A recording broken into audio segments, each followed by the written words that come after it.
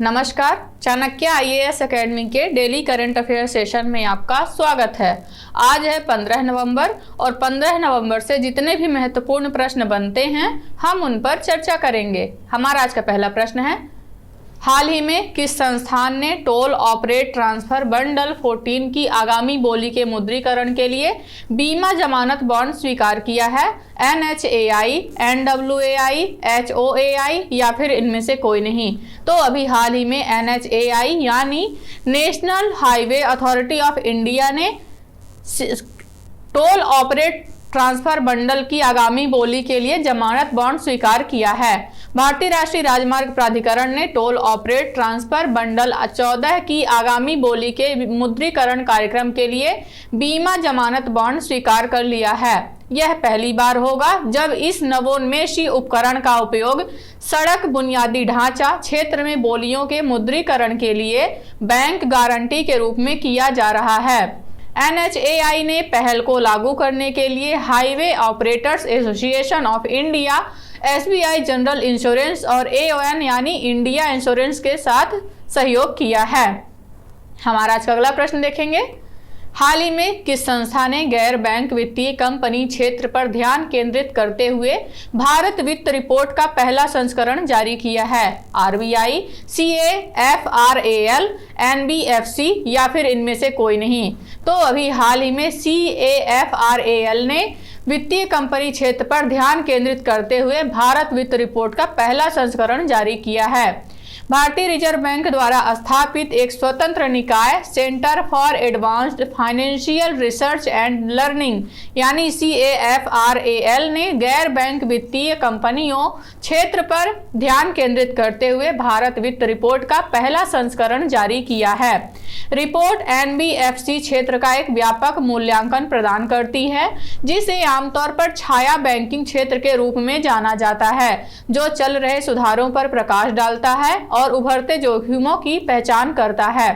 IFAR 2023, जिसका विषय connecting the last mile है, भारत में गैर बैंकिंग वित्तीय कंपनियों का गहन मूल्यांकन प्रदान करता है। हमारा अगला प्रश्न देखेंगे, हाल ही में जोकाटा ने संपूर्ण का अनावरण कर किसके साथ साझेदारी की है?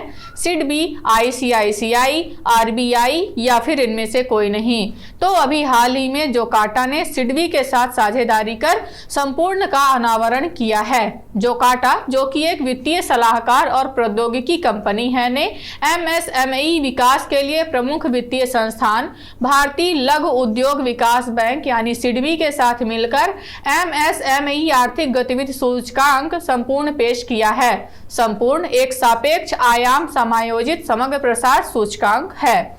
हमारा अगला प्रश्न देखेंगे, हाल ही में किस बैंक ने केदारनाथ में सबसे ऊंचाई पर अपनी शाखा खोली है?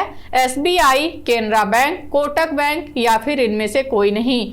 तो अभी हाल ही में स्टेट बैंक ऑफ इंडिया ने केदारनाथ में सबसे ऊंचाई पर अपनी शाखा खोली है। भारतीय स्टेट बैंक ने उत्तराखंड स्थापना दिवस के अवसर पर श्री केदारनाथ धाम में अपनी सबसे ऊंचाई वाली गैर मोटर योग्य शाखा का उद्घाटन करके एक महत्वपूर्ण उपलब्धि हासिल की है। नई शाखा समुद्र तल से 11,755 फीट की ऊंचाई पर स्थित है। इसका उद्देश्य क्षेत्र के व्यक्तियों के लिए एक सहज और परेशानी मुक्त बैंकिंग अनुभव सुनिश्चित करना है। केदारनाथ मंदिर उत्तरी भारत का एक पवित्र तीर्थ स्थल है, जो मंदाकिनी नदी के तट पर स्थित है। इस क्षेत्र को ऐतिहासिक रूप से केदार खंड के नाम से जाना जाता है। हमारा अगला प्रश्न देखेंगे, PVTG विकास मिशन की शुरुआत किसके द्वारा किए जाने की घोषणा की गई है? द्रौपदी मुर्मू, नरेंद्र मोदी, अमित शाह या फिर इनमें से कोई नहीं? तो अभी हाल ही में नरेंद्र मोदी के द्वारा PVTG विकास मिशन की शुरुआत किए जाने की घोषणा की गई है। प्रधानमंत्री नरेंद्र मोदी द्वारा झारखंड स्थापना दिवस के अवसर पर PMPVTG विकास मिशन शुरू किया जाएगा, जो एक अभूतपूर्व योजना है जिसका उद्देश्य विशेष रूप से कमजोर जनजातीय समूहों से संबंधित लगभग 28 लाख लोगों के व्यापक विकास को बढ़ावा देना है। यह महत्वपूर्ण कार्यक्रम श्रद्धेय आदिवासी स्वतंत्रता सेनानी बिरसा मुंडा की जयंती समारोह के साथ मेल खाता है, जिसे पिछले 3 वर्षों से जनजातीय गौरव दिवस के रूप में मनाया जाता है। हमारा आज का अगला प्रश्न देखेंगे। अंतर्राष्ट्रीय व्यापार मेला का आयोजन कहाँ किया जाएगा? नई दिल्ली, गोवा, बेंगलुरु या फिर इनमें से कोई नहीं। तो अभी हाल ही में हुई घोषणा के अनुसार नई दिल्ली में अंतर्राष्ट्रीय व्यापार मेला का आयोजन किया जाएगा। भारत अंतर्राष्ट्रीय व्यापार मेला 2023 का 42वां संस्करण नई दिल्ली के प्रगति मैदान में शुरू होगा। 14 दिवसीय मेले का विषय वसुधैव कुटुंबकम है, जो सतत विकास और कल्याण प्राप्त करने के लिए व्यापार में परस्पर जुड़ाव और सहयोग के महत्व पर जोर देता है। मेले में अफगानिस्तान, बांग्लादेश, ओमान, मिस्र, नेपाल, थाईलैंड, तुर्की और वियतनाम सहित 13 देशों के प्रतिनिधि भाग लेंगे। हमारा आज का अगला प्रश्न देखेंगे। एयरगन समर्पण अभियान किस राज्य सरकार की पहल है? हिमाचल प्रदेश, अरुणाचल प्रदेश, कर्नाटक या फिर मेघालय। तो अभी हाल ही में अरुणाचल प्रदेश राज्य सरकार ने एयरगन समर्पण अभियान की शुरुआत की है। एयरगन समर्पण अभियान राज्य सरकार के पर्यावरण, वन और जलवायु परिवर्तन विभाग की एक पहल है। योजना के तहत लोगों को स्वेच्छा से अपनी एयरगन और लाइसेंसी बंदूकें सरेंडर करने के लिए आमंत्रित किया गया है, ताकि पक्षियों और अन्य जंगली जानवरों को मारने के लिए इन बंदूकों के इस्तेमाल को रोका जा सके। अरुणाचल प्रदेश सरकार की एयरगन सरेंडर अभियान पहल को मलेशिया के सबा में आयोजित बायोस्फीयर रिजर्व पर यूनेस्को के अंतर्राष्ट्रीय सम्मेलन में प्रस्तुत करने के लिए वन्यजीव संरक्षण पर भारत की सर्वश्रेष्ठ सफलता की कहानी के रूप में चुना गया है। हमारा आज का अगला प्रश्न देखेंगे। हाल ही में छठा भारत ओपेक ऊर्जा वार्ता की बैठक कहां आयोजित हुई है? अफ्रीका, अमेरिका, ऑस्ट्रिया या फिर जापान। तो अभी हाल ही में ऑस्ट्रिया के वियना में भारत ओपेक ऊर्जा वार्ता की बैठक आयोजित हुई है। भारत ओपेक ऊर्जा वार्ता की छठी उच्च स्तरीय बैठक ऑस्ट्रिया के वियना में ओपेक सचिवालय में हुई, जिसमें वैश्विक ऊर्जा स्थिरता और समृद्धि के लिए पारस्परिक प्रतिबद्धता को रेखांकित किया गया। चूंकि भारत तीसरा सबसे बड़ा ऊर्जा उपभोक्ता, कच्चा तेल आयातक और चौथा सबसे बड़ा वैश्विक रिफाइनर है, इसलिए भारत और ओपेक के बीच सहयोग न केवल आवश्यक बल्कि स्वाभाविक भी हो जाता है। हमारा आज का अगला प्रश्न देखेंगे। जनजातीय गौरव दिवस कब मनाया जाता है? 12 नवंबर, 13 नवंबर, 14 नवंबर या फिर 15 नवंबर।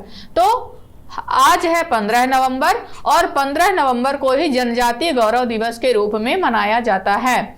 जनजातीय गौरव दिवस प्रत्येक वर्ष 15 नवंबर को सांस्कृतिक विरासत के संरक्षण और राष्ट्रीय गौरव, वीरता और आतिथ्य के भारतीय मूल्यों को प्रोत्साहन देने में आदिवासियों के प्रयासों को मान्यता प्रदान करने के लिए मनाया जाता है। भगवान बिरसा मुंडा की जन्म जयंती को जनजातीय गौरव दिवस के रूप में मनाया जाता है। हमारा आज का अगला प्रश्न देखेंगे।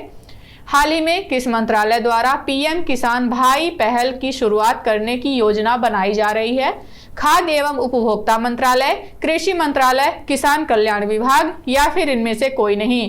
तो अभी हाल ही में कृषि मंत्रालय द्वारा किसान भाई पहल की शुरुआत करने की योजना बनाई जा रही है। भारत सरकार कृषि मंत्रालय के माध्यम से छोटे और सीमांत किसानों का समर्थन करने के उद्देश्य से एक अभूतपूर्व पहल शुरू करने की तैयारी कर रही है, जो इष्टतम बाजार स्थितियों की प्रतीक्षा करते हुए अपनी उपज का भंडारण करने में चुनौतियों का सामना करते हैं। इस योजना का उद्देश्य किसानों को यह तय करने की स्वायत्तता प्रदान करना है कि उन्हें कब बेचना है, जिससे उन्हें फसल के बाद कम से कम 3 महीने तक अपनी फसल रखने की अनुमति मिल सके। तो ये रहे आज के हमारे कुछ महत्वपूर्ण प्रश्न। आशा करते हैं चाणक्य IAS एकेडमी द्वारा चलाया जा रहा करंट अफेयर सेशन आपको पसंद आ रहा होगा। हमारे ऐसे और भी कंटेंट से जुड़ने के लिए चैनल को सब्सक्राइब करें और बेल आइकन दबाना ना भूलें। धन्यवाद।